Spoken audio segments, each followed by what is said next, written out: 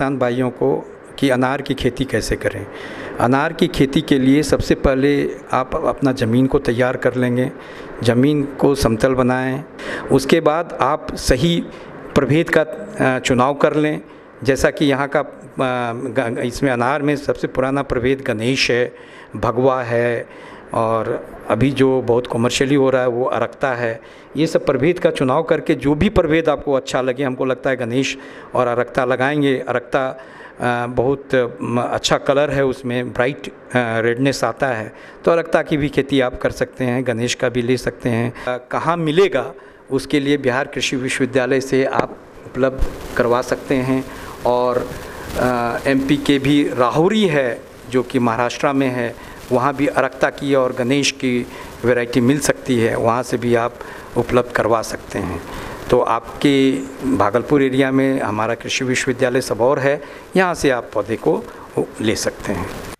पौधारोपण के एक माह पूर्व 60 सेंटीमीटर लंबाई, चौड़ाई और गहराई के आकार में गड्ढे खोदकर 15 दिनों तक खुला छोड़ दें, जिसके बाद गड्ढे की ऊपरी मिट्टी में 15 किलोग्राम पकी हुई गोबर की खाद, यूरिया 60 ग्राम, डीएपी 50 ग्राम, क्लोरोपायरीफास चूर्ण मिट्टी में मिलाकर गड्ढों को सतह से 15 सेंटीमीटर ऊंचाई तक भर दें। गड्ढे भरने के बाद सिंचाई करें ताकि मिट्टी अच्छी तरह से जम जाए। जो ऊपर की मिट्टी है उसको नीचे कर दें, नीचे की मिट्टी को ऊपर करके, और गड्ढे को समतल से थोड़ा ज़्यादा ऊपर कर देना चाहिए मिट्टी को, ताकि पानी पड़े तो वो समतल में आ जाए और वहाँ पे कोई गड्ढा ना बने, ताकि पानी जमा ना हो सके। वहाँ पे पानी जमा होने पे बहुत सारे रोग का प्रकोप हो जाएगा, फाइटोप्थोरा डिजीज़ हो जाएगी। इसलिए हम लोग कहते हैं कि गड्ढे को हमेशा समतल रखना चाहिए। और इसके लिए जो गड्ढा हमने बताया कि जो गड्ढा की तैयारी करें, उसमें सघन बागवानी के लिए वो 2.5 मीटर इंटू 3 मीटर, 2.5 से 2.5 प्लांट की दूरी और 3 मीटर टू 3 मीटर रो की दूरी तैयार कर लें। और ये गड्ढे तैयार करने में करीब इसमें टोटल 1333 प्लांट की आवश्यकता होगी आपको। और जिस के तहत मैंने बताया कि गड्ढे को तैयार करके, और ये 2 वैरायटी या तीसरी अरक्ता को भी लेके आप इसमें लगा सकते हैं कमर्शियली। अब तक के अनुसंधान के मुताबिक प्रति हेक्टेयर उत्पादकता बढ़ाने के लिए अगर 2 पौधों के बीच की दूरी को कम कर दिया जाए तो प्रति पेड़ पैदावार पर कोई असर नहीं पड़ता है। हालांकि ज्यादा पेड़ होने से प्रति हेक्टेयर उत्पादन करीब 1.5 गुना हो जाता है। परंपरागत तरीके से अनार के पौधों की रोपाई करने पर 1 हेक्टेयर में लगभग 400 पौधे ही लग पाते हैं, जबकि नए अनुसंधान के अनुसार लगने से पैदावार 2 से 3 गुना तक बढ़ जाएगी। उसमें क्लोरपायरीफॉस का इस्तेमाल कर लें और उसको अच्छी तरह से ड्रेंचिंग कर लें। क्लोरपायरीफॉस करीब तकरीबन 2 ml पर लीटर पानी में घोलकर उस मिट्टी को अच्छी तरह से ड्रेंचिंग कर देंगे लगाने के बाद।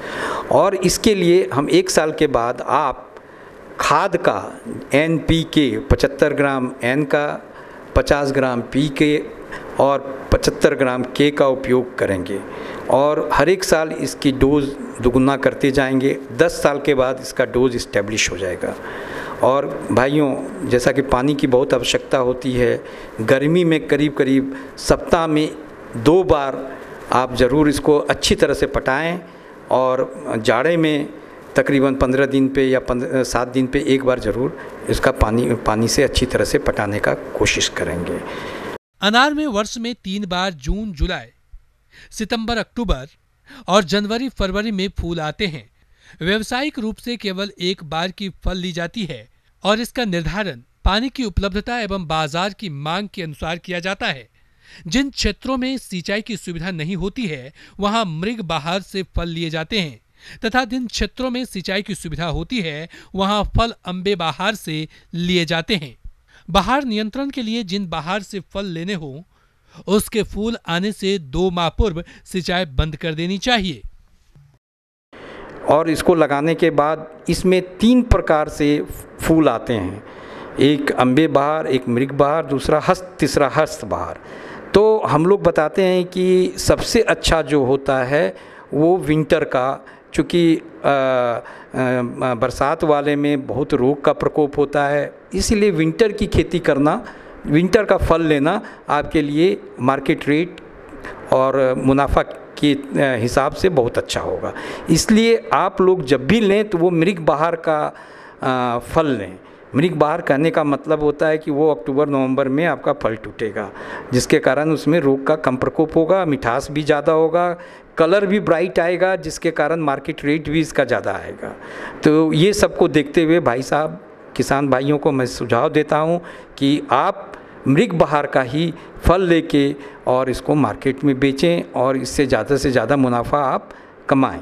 और अगर इसमें कोई रोग का प्रकोप होता है, इसमें ज़्यादातर बैक्टीरियल ब्लाइट का आता है, तो समय समय पर देखते रहें कि कहीं फल में कोई दाग तो नहीं आ रहा है। अगर फल में दाग आना शुरू हो गया तो समझ लीजिए बैक्टीरियल ब्लाइट या लीफ में कुछ रोग आ रहे हैं, तो हम लोग से सजेशन लें और देखें कि, और हमको बताएं कि कौन सा रोग आ रहा है। हम जाके उसको देखेंगे और बताएंगे किसान भाइयों को ये रोग है, इसका सही उपचार करें आप। और जब पौधा इस्टेब्लिश कर जाएगा तो 25 से 30 किलो पर पौधे आप इसकी उपज ले सकते हैं। जहाँ तक मुनाफा का सवाल है, करीब करीब हम अगर आप 1 रुपया लगाएंगे तो 2 रुपये के आसपास आप ज़रूर इससे मुनाफा ले सकते हैं।